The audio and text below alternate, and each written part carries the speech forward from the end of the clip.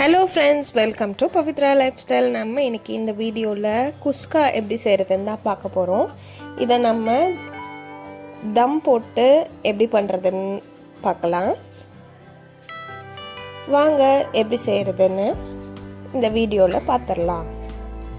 அதுக்கு நல்லா ஒரு அகலமான ஒரு பேனில் 2 teaspoon oil, 2 tablespoon ghee add பண்ணிக்கலாம். அதுக்கப்புறம் ஹோல் ஸ்பைசஸ் எல்லாமே ஆட் பண்ணிக்கலாம். பட்டை, கிராம்பு, ஏலக்காய், ஸ்டார் அனைஸ் எல்லாமே ஆட் பண்ணிவிட்டு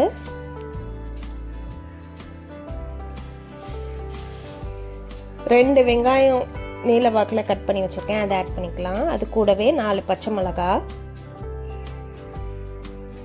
எல்லாம் ஆட் பண்ணிவிட்டு நல்லா கோல்டன் ப்ரௌன் ஆகட்டும்.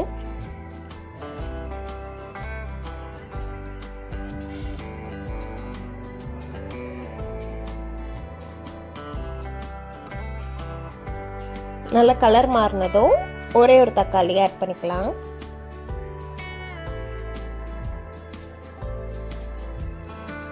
அது நல்லா சாஃப்டாக வெந்ததும் 2 டீஸ்பூன் இஞ்சி பூண்டு பேஸ்ட் அதையும் ஆட் பண்ணிக்கலாம்.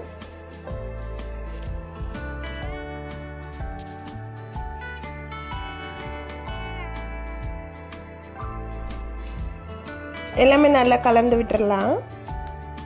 இப்போ தான் நம்ம சேனலை ஃபஸ்ட் டைம் பார்க்குறீங்கன்னா மறக்காமல் சப்ஸ்கிரைப் பண்ணிக்கோங்க. அப்படியே பெல் ஐக்கனை ஆனில் வச்சுக்கோங்க.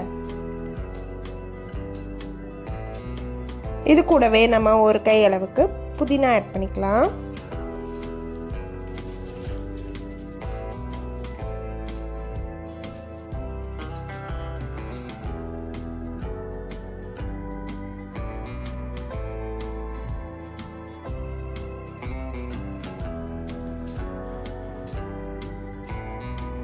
ரெண்டு டீஸ்பூன் அளவுக்கு தயிர் ஆட் பண்ணிக்கலாம்.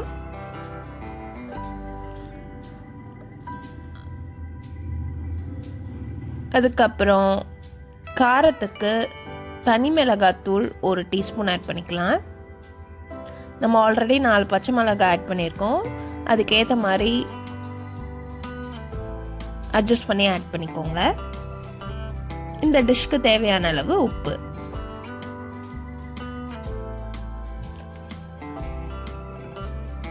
எல்லாம் ஆட் பண்ணி நல்லா எண்ணெய் பிரிஞ்சு வந்ததும் 1 கிளாஸ் அரிசிக்கு 1.5 கிளாஸ் அளவு தண்ணி ஆட் பண்ணிக்கணும். நான் 2 கிளாஸ் இன்னைக்கு எடுத்திருக்கேன், ஸோ 3 கிளாஸ் தண்ணி ஆட் பண்ணியாச்சு. இது நல்லா கொதிக்கட்டும்.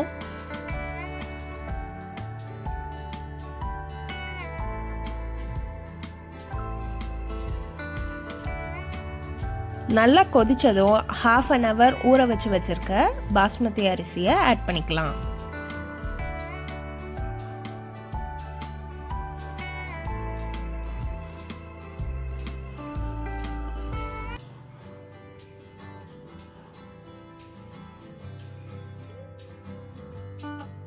இது கூடவே நம்ம 1/2 லெமனும் புழிஞ்சு விட்டுலாம்.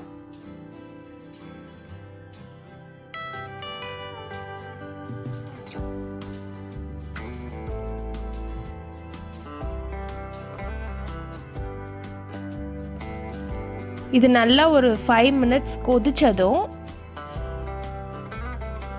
மூடி போட்டு சிம்ல 12 minutes வச்சு எடுத்தோம்னா நம்மளோட டேஸ்டான குஸ்கா ரெடி ஆயிடும்.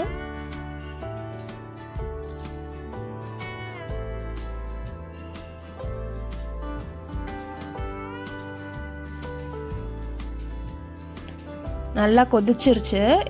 இப்போ மூடி போட்டு சிம்ல 12 minutes வச்சு எடுத்து சூப்பரான குஸ்கா ரெடி ஆயிடுச்சு. இதே மாதிரி நீங்களும் ட்ரை பண்ணி பார்த்துட்டு எப்படி இருந்ததுன்னு கமெண்ட்ல சொல்லுங்க. நெக்ஸ்ட் ஒரு வீடியோவில் உங்களை பார்க்குறேன். பாய் பாய்.